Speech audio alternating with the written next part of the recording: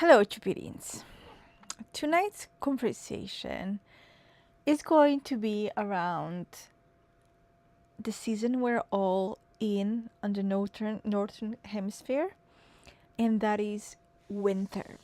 There are some of us who love winter, but I would say most people have a lot of discomfort with winter. Sometimes I do too. It's cold outside.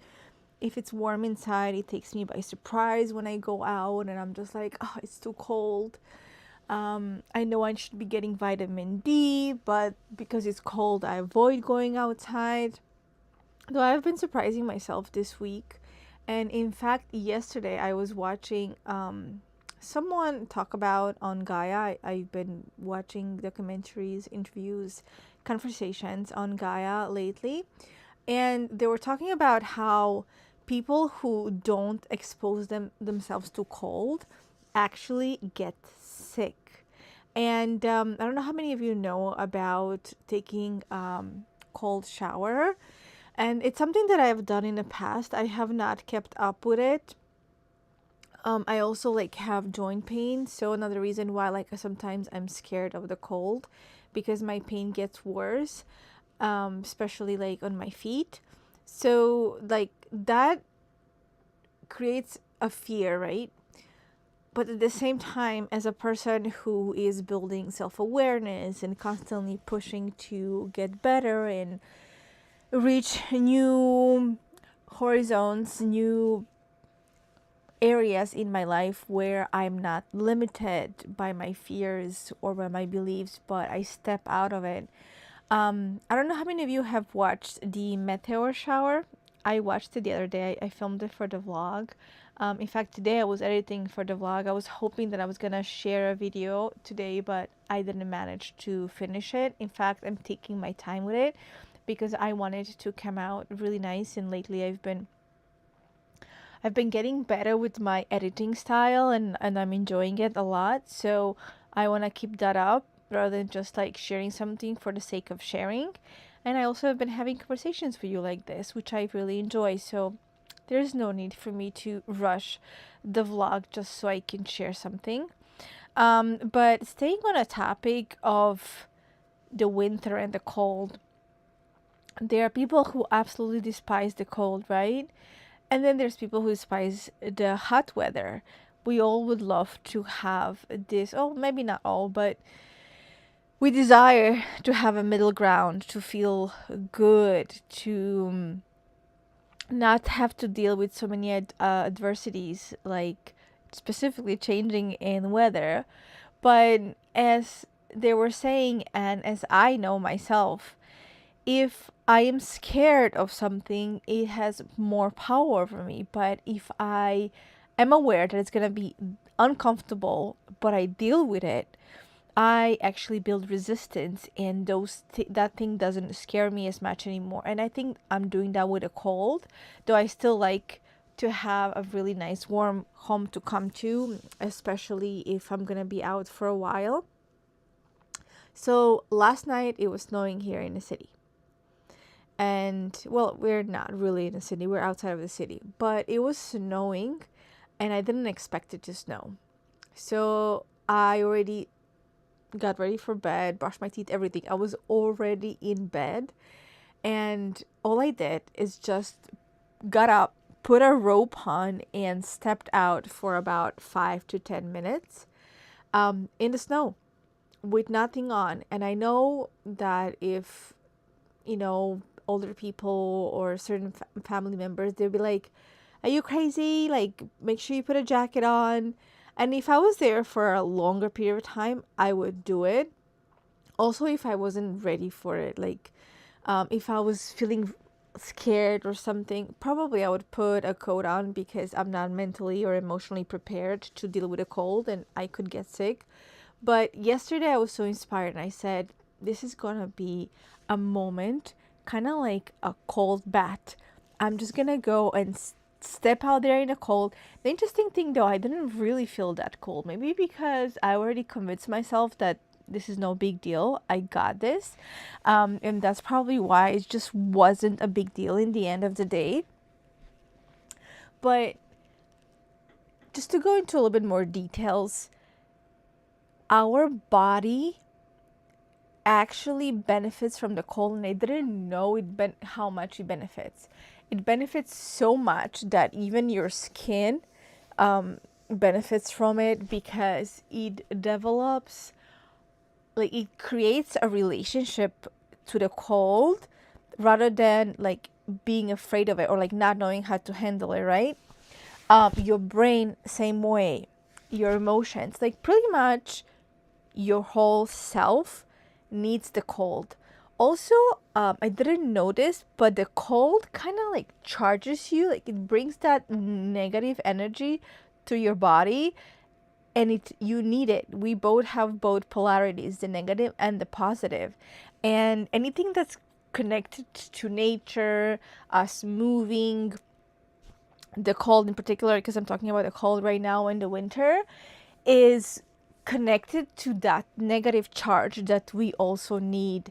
And it really helps with our immune system to stay healthy, to be able to create those positive, how do I say this? Because I'm talking about two polarities right now, I'm saying positive.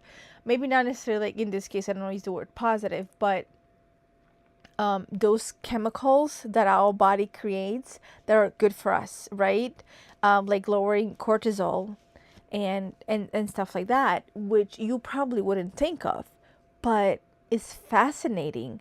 And if you think about our ancestors, people didn't live the way we do in such a comfort where there's always so much warm weather. And I can give you another really good example. In South America, a lot of the cities that are on high elevations don't have heat. For example, Bogota. I went to Bogota, and they don't have heat. A lot of people still don't even have hot water, and they're fine. Nothing happens to those people. Like, they live their normal lives, and it gets chilly over there. For me, it gets too chilly not to have heat. Like, sometimes temperature can drop even to like 5 degrees quite often. And for us, let's say here in New York, when the temperature already gets like 12, 13 degrees Celsius, we turn on the heat. And 5 degrees is already really cold. But people have lived like that for centuries, for a very, very, very long time. And in certain part of the world, people still live in the cold, and they're fine, right? Like, nothing happens to that. And for us in the Western, more modern, or us that are able to have heat, because the cities are also pretty modern, just they haven't really developed a system, and I think they haven't seen a strong need for it, because I think if there was like a super strong need for it, they would have probably figured out a way to heat up their homes. But I think for a lot of people, they don't even realize that that's how they live, that other people in similar temperatures have heat in their house. And I think they're a really good example that the cold isn't always such a bad thing. Of course, they still dress warm. They still, wear gloves, and they wear a lot of things to keep themselves comfortable, but not to the point where they're disconnected from the cold completely. And a lot of people, I think, at least here in the US, they go into the car, they run into their car, they run into their house, and they don't have a lot of contact with the cold, which is so important. And then the other thing that I wanted to speak on this topic is, right now that we're in the winter, I feel like we're just unsure what to do. And the truth is, at least for me, I feel like my body and my mind know super well what to do. What's been happening is, I feel like I'm releasing something. I feel like I'm healing. And the best example that I can give you around healing and put it in quotation mark hibernation, because we're not really hibernating. When we're during the summer, we're out and about running all over the place. We want to hang out with friends, with family, want to be on the sun. We just want to soak up as much as we can out of this good weather. And then when colder months come, we're still doing that, but we're doing it internally. I think the best way for me to give you an example, and this is an example that I always think of, if you're to sow in the fall wheat, the wheat that you sow in the fall is actually better than the one you do in the spring. And they both arrive for the harvest. Maybe the fall one would get for the next year, maybe a little bit earlier. But nonetheless, it's not like a huge difference, You still harvest them both. But the winter, the one that goes through the winter, the one that gets to get covered by the snow, gets this extra nutrition. And I think a lot of people don't realize that underneath the snow, things still grow, things still develop, and they actually get nutrition, and they get, I don't know how to put this in words, but there is magic, natural magic that happens underneath that you are not aware of. And one thing that I remember my grandma always saying, she would hope for snow. And a lot of people don't want snow, right? Especially in the modern world that we live in, that we don't live on the countryside. We don't understand the importance of it. But she would always say, she would want snow, at least a little bit of snow. Why? So the crops get covered. Because if it gets to a really, really freezing point where the crops cannot handle it, they get damaged. And when spring comes, well, you don't really have crops, right? So then now you have to do the work again. And like I said, it's not the same thing. It's not the same exact thing. It's not the same value, the same nutrition. So she would always say, it's good to get a little bit of snow. And if we get a little bit of snow, good. You actually have these beautiful crops once the snow melts in the spring, and you just see the field green. And the interesting thing about it is nothing else is green, but all of a sudden you see crops underneath the snow green. Because even though they have not come out in the fall, maybe if the snow falls early, like this year we had snow falling early, though New York here didn't stick for very long, maybe in some areas it did. If you have that snowfall and then it lasts through the winter, you would be surprised in the spring to see greens that are showing up underneath the snow. Not like because flowers and grass and other plants that were sleeping the whole winter or dead, except for the roots, their roots are not dead, they're in the ground. Those will start to grow maybe like a couple of weeks, or maybe right after, when the snow melts and it starts to get nice. They're starting their process, but they're not on the surface yet. They're still underground. While crops like wheat, that gets, and it's not the only one, but that it gets sowed in the fall, is already out. It already has grown a little bit. And I remember as a kid, like, I didn't understand what was going on. Why? Because in the fall, you usually don't see it much. Maybe you start like seeing it coming out of the ground, but you wouldn't expect it to actually grow out and like sticking out as green. So we as human beings go through the same process if we don't abandon ourselves. So right now that it's winter time, I think it's great that we get to do the things that we don't get to do during the summer. Maybe even watch some movies, relax. We have the holidays, or additional more holidays coming up this month. I think there's one like in a couple of days or so. Is it Kwanzaa, or which one is it that is like happening kind of in the middle of December, I think, and then we get Christmas and Hanukkah and other holidays that I don't know of. And then we get the new year. So all this time is meant for us to have during the winter, but it is meant to our soul, to our relationships, to ourselves.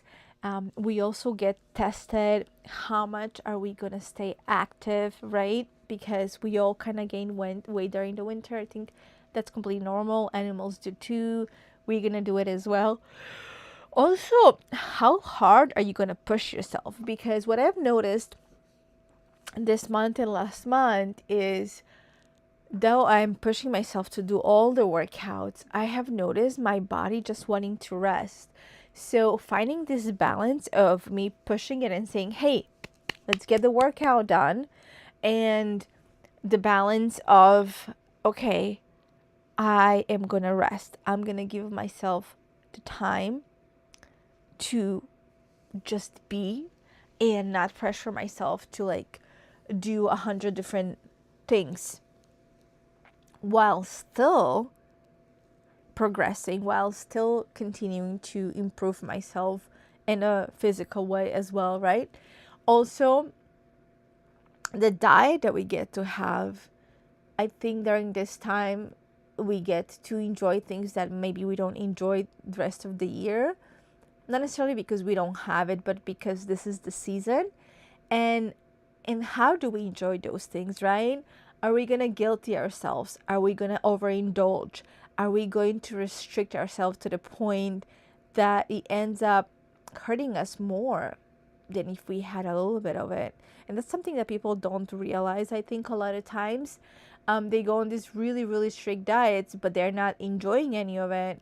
And when you take out joy out of life, hello, Nathan, then you are also hurting yourself, because life is supposed to be full of joy. And if a piece of chocolate gives you joy and you never have it because you have this belief that it's such a horrible thing for you, but in your heart you really desire it and you miss having of it, and every single time you see it, you just have like this negative belief around it and feelings, while at the same time really wanting to have it and like remembering how delicious it was.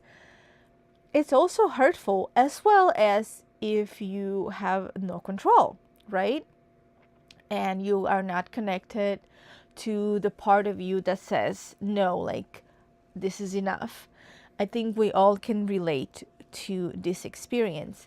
I think winter is the time where we can really connect to this part of ourself, this part that is deeper intuition, that is our God-given talent.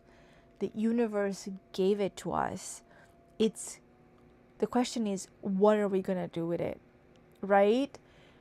Are we going to, during this winter months, just continue to develop under the snow, under the cold, learn to enjoy moments of the cold, right? The snow? Or are we completely gonna shut down the discomfort and our anxiety actually gets worse when we avoid things that are making us anxious, though we don't realize that? The brain plays a trick on us, says, oh, this is good, like I avoided it so I don't have to deal with it. The truth is, if you avoid everything that discomforts you, you are actually telling your brain the wrong message. You need to learn how to face discomfort and to step out of your comfort zone. Even if you just do it a little bit, every single time you do a little bit, your anxiety is going to lower, your fear is going to lower, and you're going to discover this part of you that you don't even know exists. Or maybe you know it exists, maybe you feel it, but you just don't know how to get there. Well, this winter, I want to challenge you. We're very soon to the winter solstice in like a few days or so. I think maybe like 4 or 5 days. So while this is happening, and obviously winter doesn't stop with winter solstice, it only gets deeper and harder. I ask that instead of being afraid of it, see how can you incorporate in your life. Maybe like me, you can step out for 5 minutes in the cold and watch the snow fall, or just look at the ground and the grass. It's still there, it's just like dry, it's not completely dead. The other day I went out as there was no snow, but it was freezing outside, and I saw the ground had this sparkle to it. Why? Because there was still a little bit of wetness, the humidity to it, but it froze. So it's kind of like ice, but it's not really ice. Because you're not gonna slip on it, but it's still visible. I mean, probably if I was to, go hard, maybe I could actually do a little slip, but it's not the same thing as, having a full layer of ice on there, or like rain and then it freezing. And I thought it was like magical, but I wouldn't be able to notice those things if I didn't allow myself to go outside and just be in the cold for a little bit, even if it's just for a short while, right? So this winter, I invite you. Maybe there's other ways. This is my way of doing it. Maybe there's some other way. Maybe if you don't open the window in your room often, because, or in your house, the door, because it's too cold. How about you do open the window or the door for every single day? Allow fresh air to come in, and that cold fresh air is. I love it. I like how it smells. I like how it feels. Obviously, I wouldn't leave the window open for too long because I don't want my house to get cold, and that's also money, right? Because then you have to heat it up again, and you have to pay for that. But you can sit by the window or be there by the window just for those couple of minutes and really feel the cold breeze come through, and look out the window and look at those trees. Or thank you so much, Nathan. I really, really appreciate all your support, and every single person who watches my videos and is supporting it. And thank you so much. But yeah, what about you, Nathan? Is it cold where you are? I think, does it get really cold where you are? I think you said Alabama, if I remember correctly. Does it get cold there? Do you get snow? Yeah, like maybe there's some other creative ways. Like these are things that I've thought about. Um, Maybe you can also look up online like some other creative ways. Oh, it is cold. What's the temperature right now? Do you have any snow?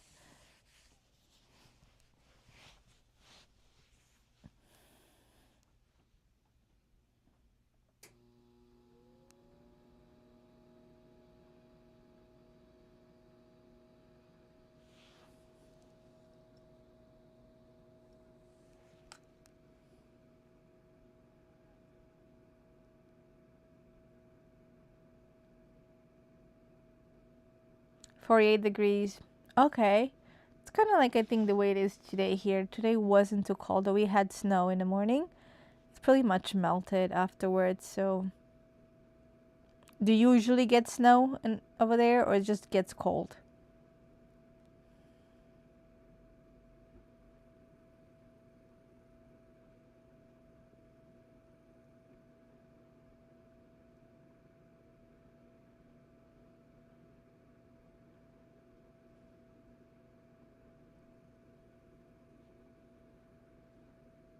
Okay.